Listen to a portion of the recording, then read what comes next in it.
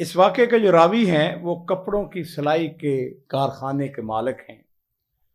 वो कहते हैं कि हमारे हमसाए में एक शख्स का इंतकाल हो गया। ये आदमी सिलाई का काम करता था। वफात के बाद उसके 3 यतीम बच्चे थे, एक बेवा थी। कहते हैं चंद दिन गुजरे, वो बेवा खातून मेरे कारखाने में आई और उसने सिलाई की मशीन उठाई हुई थी।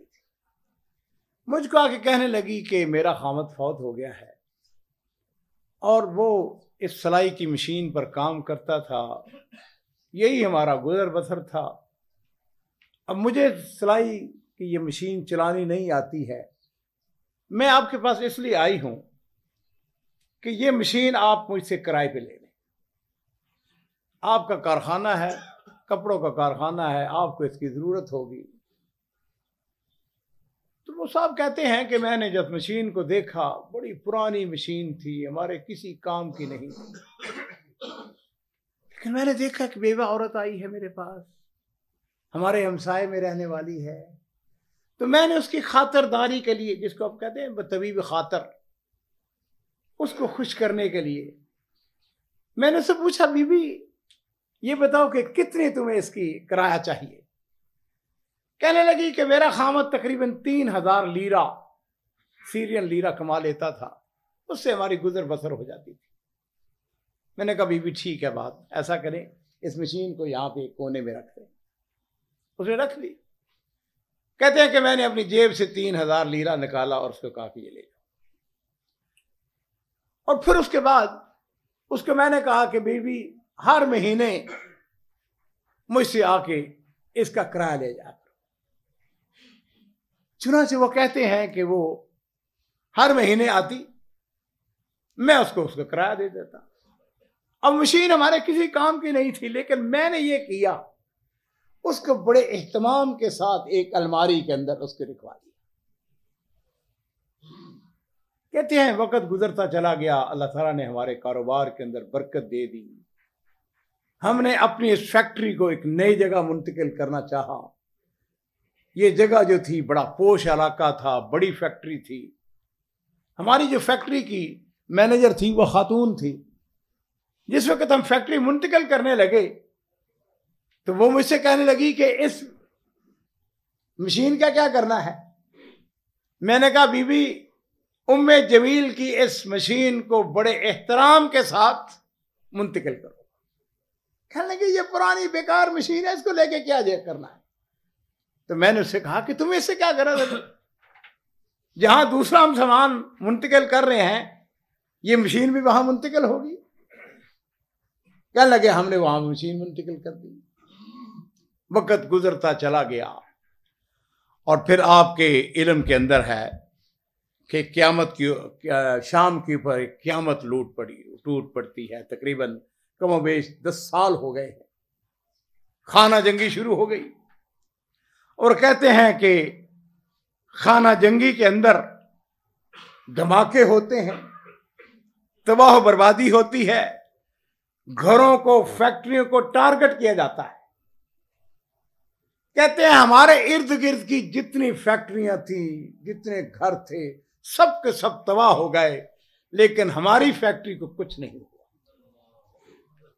हमारी फैक्ट्री उसी तरह बच गई। और वो कहते हैं कि इस दौरान में लड़ाई के अंदर उम्मे जमील के साथ भी हमारा राब्ता मुनक़ते हो गया। कहते हैं मैंने जब भी उसको फोन किया, उसका फोन बंद जाता था। हमारी जो फैक्ट्री की मैनेजर थी वो भी फैक्ट्री छोड़कर, हालात बड़े खराब हो गए, उसने फैक्ट्री को छोड़ा, वो यूरोप चली गई।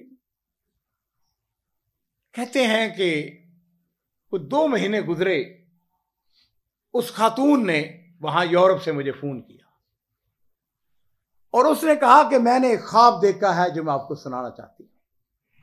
मैंने पूछा क्या ख्वाब है।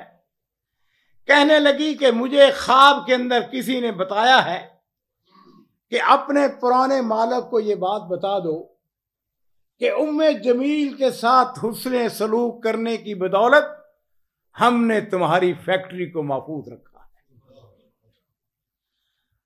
है। और फैक्ट्री का मालिक कहता है कि यह सुनने के बाद मेरे रोंगटे खड़े हो गए, आंखों में आंसू आ गए और मैंने कहा कि अल्हम्दुलिल्लाह। और फिर वो कहता है, साथियों मैं हल्फन कहता हूं इस दौरान मेरी फैक्ट्री की एक सुई भी जाया नहीं हुई। हमारे पूरे मंतका में हर चीज तबाह बर्बाद हो गई। और मेरे माँ बाप कुर्बान हों, नबी करीम सल्लल्लाहु अलैहि वसल्लम ने इरशाद फरमाया है, सनाए अल मारूफ तकियो मसार सू, नेकी के काम बुरी मौत से महफूज रखते हैं।